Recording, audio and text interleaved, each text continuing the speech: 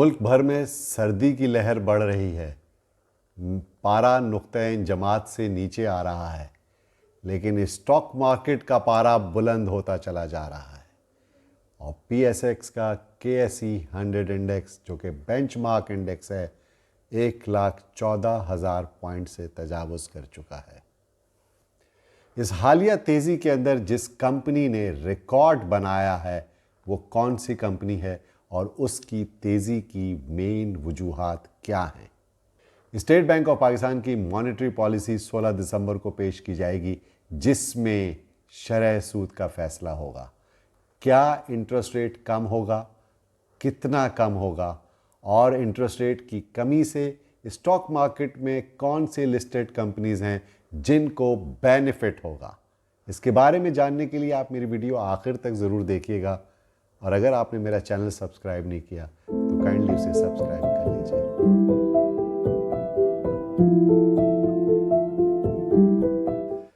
अस्सलाम वालेकुम, मैं हूं शकील अनवर कमाल और हाजिर खिदमत हूं स्टॉक मार्केट का वीकली राउंड अप लेकर के। जैसा कि आप जानते हैं कि पाकिस्तान स्टॉक मार्केट इस वक्त अपनी बुलंद परवाज़ जारी रखे हुए है और गुज़िश्ता 2 हफ्तों में इसमें एक रिकॉर्ड तेज़ी हुई है। गुज़िश्ता महीने हमने देखा कि पाकिस्तान के कुछ मोतबर रिसर्च हाउसेस ने स्टॉक मार्केट के लिए 2025 की प्रिडिक्शंस की और इसमें ज़्यादातर का ख्याल है कि दिसंबर 2025 तक, अगले साल यानी कि 1 साल बाद, स्टॉक मार्केट 1.25 लाख पॉइंट से वो तजावुज़ कर जाएगी। कोई कहता है 1,30,000 पॉइंट से तजावुज़ कर जाएगी। लेकिन ये ऐसा क्या हुआ कि दिसंबर 2025 तो बहुत दूर है, दिसंबर 2024 में ही इंडेक्स 1,14,000 पॉइंट हो गया। इसकी तमाम तर वजूहात से तो आप वाकिफ़ ही हैं, क्योंकि मैं अपनी वीडियोज़ में गुज़िश्ता 1-1.5 साल से मुसलसल स्टॉक मार्केट के बारे में आपको बता रहा हूँ और तेज़ी का ध्यान भी दे रहा हूँ। आज स्टॉक मार्केट के अंदर जो तेज़ी हुई है गुज़िश्ता हफ्ते, इसमें एक कंपनी है जिसने फिनोमिनल ग्रोथ दिखाई है और उसका नाम है मारी पेट्रोलियम, जो कि आइंदा आने वाले दिनों में मारी एनर्जीज़ इसका नाम हो जाएगा, क्योंकि इनकी इंफॉर्मेशन जो शेयर हुई है उसके मुताबिक कंपनी ने फैसला किया है कि इस कंपनी का नाम मारी एनर्जीज़ हो जाएगा। मारी पेट्रोलियम पाकिस्तान की इस वक्त सबसे बड़ी कंपनी बनकर उभरी है एंड मारी has become a $3 billion company in Pakistan stock exchange. जो रिटर्न्स गुज़िश्ता 18 महीनों के अंदर इस कंपनी के आए हैं वो 4 के मल्टीपल से हैं, 4x इसके अंदर बढ़ोतरी हुई है। मारी पेट्रोलियम पाकिस्तान की हाईएस्ट गैस रिजर्व्स की कंपनी है, जिसके बकाया रिजर्व्स अगले 15 साल तक के लिए काफ़ी हैं। गो के ये कंपनी 55 साल से प्रोडक्शन दे रही है और इसकी जो कॉस्ट ऑफ प्रोडक्शन है वो लोएस्ट है, बहुत कम है। और ये तो आप अंदाज़ा लगा लें कि ये कंपनी जिसने गुज़िश्ता अनाउंसमेंट जो की उसमें 800% बोनस दिया और 340% इसने डिविडेंड दिया, एक फिनोमिनल मार्केट के अंदर पे आउट देने वाली कंपनी है, जिसका ग्रोथ हम गुज़िश्ता कई सालों से बहुत ज़बरदस्त तरीके से देख रहे हैं। लेकिन इसने चंद हफ्तों में ही 450, 425 के भाव से आज ये 850 रुपये का रेट हो चुका है। तो इस लेवल के ऊपर बहुत सारे लोग सजेस्ट कर रहे हैं कि इसको ख़रीदना चाहिए या नहीं ख़रीदना चाहिए। बहरहाल यहाँ से जो तेज़ी हुई है यकीनन किसी ने तो बाय किया है और वो बाइंग की है ज़्यादातर म्यूचुअल फंड्स ने, ज़्यादातर हाई नेटवर्थ इंडिविजुअल्स ने और बैंक्स ने। इसी वजह से इसकी कंपनी के शेयर्स की कीमतों में इजाफा हो रहा है और बैंक्स की या इंश्योरेंस कंपनीज़ की या म्यूचुअल फंड्स की बाइंग की एक ही वजह है और वो है शरह सूद में कमी हो रही है। इसकी वजह से स्टॉक मार्केट के अंदर म्यूचुअल फंड्स ने तकरीबन 40 अरब रुपए गुज़िश्ता दिनों की ख़रीदारी की है।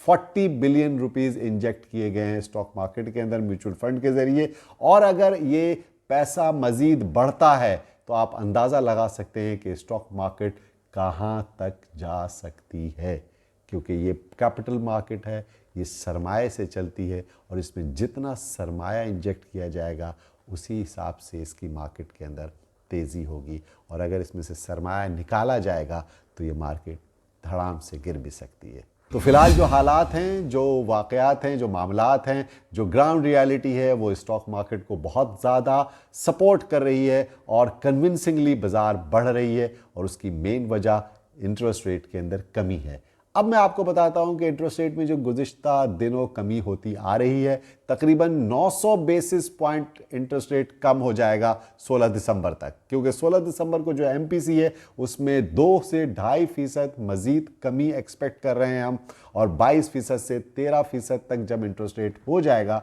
तो जो सबसे ज़्यादा बेनिफिशरी हैं स्टॉक्स या कंपनीज जो कि हैवीली डेट्स है, जिनके ऊपर सबसे ज़्यादा कर्ज़ों का बोझ है, या जिन्होंने बैंकों से बहुत ज़्यादा फाइनेंसिंग ली हुई है और उनको फाइनेंशियल कॉस्ट की जो हिट पड़ रही है उसने उनके बैलेंस शीट को ख़राब किया है या उनकी अर्निंग्स को कम किया है। और सबसे ज़्यादा जो हैवीली डेट कंपनी है पाकिस्तान की, वो एक गवर्नमेंट कंपनी है, उसका नाम है PSO, Pakistan state oil.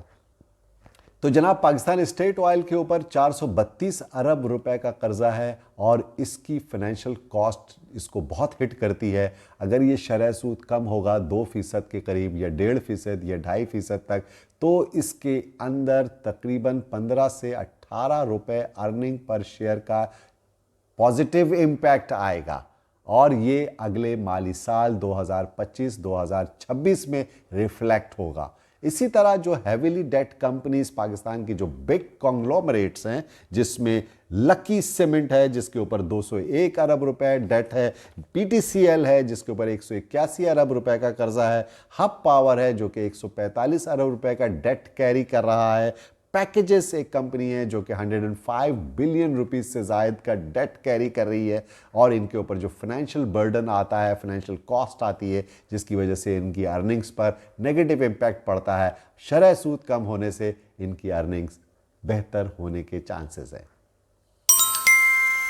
Pakistan का जो बहुत बड़ा सेक्टर है टेक्सटाइल का, इसमें भी 2 कंपनीज जैसे निशात मिल्स है, उसके ऊपर 85 अरब रुपए का कर्जा है, इंटरलूप जो कि ILP जिसका कोड है उसके ऊपर 79 बिलियन रुपीस का कर्जा है, और गुल अहमद टेक्सटाइल भी 68 बिलियन का डेट कैरी कर रहा है। तो ऑब्वियसली इंटरेस्ट रेट कम होने से इन कंपनीज के ऊपर पॉजिटिव इफेक्ट पड़ेगा।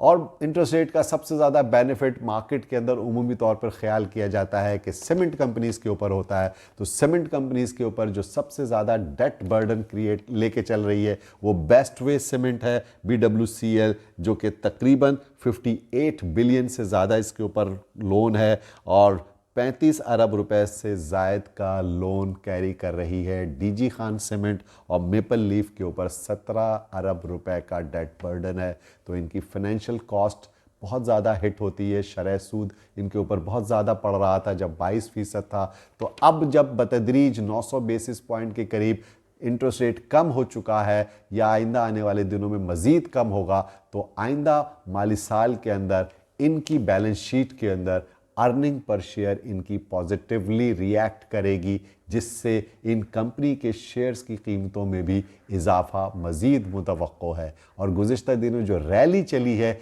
इसमें इन कंपनीज़ ने बहुत कलीदी किरदार अदा किया है, क्योंकि लोगों को एहसास है कि इनका फाइनेंशियल बर्डन कम होगा। तो interest rate is a very crucial subject. Interest rate की वजह से ही स्टॉक मार्केट के अंदर तेज़ी और मंदी होती है, और हायर द इंटरेस्ट रेट जिसकी वजह से लोगों का पैसा बैंकों में जाके मुंजमद हो जाता है, और अगर इंटरेस्ट रेट कम होता है तो पैसा बैंकों से निकलता है और दीगर एसेट क्लासेस में डिस्ट्रीब्यूट होता है। तो मार्केट के अंदर तेज़ी की रीज़न्स से आप सब वाकिफ़ हैं। मैंने भी बताया आपको कि इंटरेस्ट रेट कम होना कितना खुशाइंद है पाकिस्तान की मईशत के लिए, स्टॉक मार्केट के लिए, ताकि मईशत का पहिया चल सके। और आपको पता ही है कि स्टेट बैंक ऑफ पाकिस्तान ने भी ऑटो फाइनेंसिंग की लिमिट को डबल करने की डायरेक्शंस दी हैं बैंकों को, जिसकी वजह से गाड़ियों की फ़रोख्त में भी इजाफा मुतवक्को है। तो ये सारे ओवरऑल माशी फैक्टर्स हैं जो कि इकॉनमी को बूस्ट करने में मददगार साबित होंगे। और इंटरेस्ट रेट बड़ा ही कलीदी फैक्टर है, क्योंकि इन्फ्लेशन नंबर पे कंट्रोल है, 4.5% तक इन्फ्लेशन आ चुका है, और ट्रेजरी बिल्स की और ट्रेजरी बॉन्ड्स की यील्ड्स में भी 100 बेसिस पॉइंट से ज़्यादा लास्ट ऑक्शन के अंदर कमी देखी गई है, जिसकी वजह से ये इमिनेंट है कि शरह सूद में 2 से 2.5% मज़ीद कमी होगी। और ये कमी भी 13% तक अगर उसको लेकर के आ जाती है शरह सूद को, ये भी जायद है।